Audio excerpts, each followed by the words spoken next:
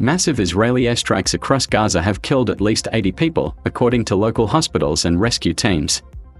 The heaviest attack struck the northern Jabalia area overnight, where 50 people, including 22 children and 15 women, were confirmed dead by the Indonesian hospital.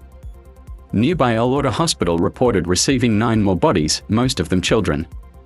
Videos circulating online show fiery explosions lighting up the night sky and rows of bodies wrapped in shrouds. The Israeli military stated it was targeting Hamas and Islamic Jihad fighters and had previously issued evacuation warnings to residents. The airstrikes come amid growing international concern, with the UN's humanitarian chief urging the Security Council to act to prevent genocide.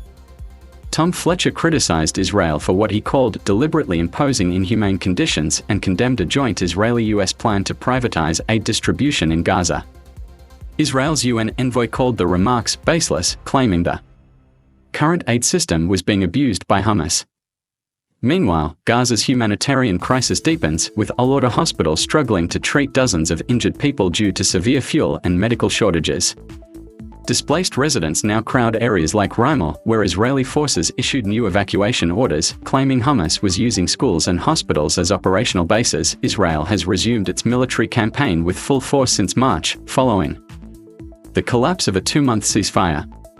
According to the UN, 70% of Gaza is now either under evacuation orders or considered a military no-go zone. Food and fuel shortages have shuttered most community kitchens and bakeries, and a UN-backed report warned that nearly 500,000 people are facing starvation. Despite these conditions, there is a glimmer of diplomatic movement. Hamas recently released the last living Israeli-American hostage, Eden Alexander, as a gesture to US President Donald Trump, who is currently visiting the region.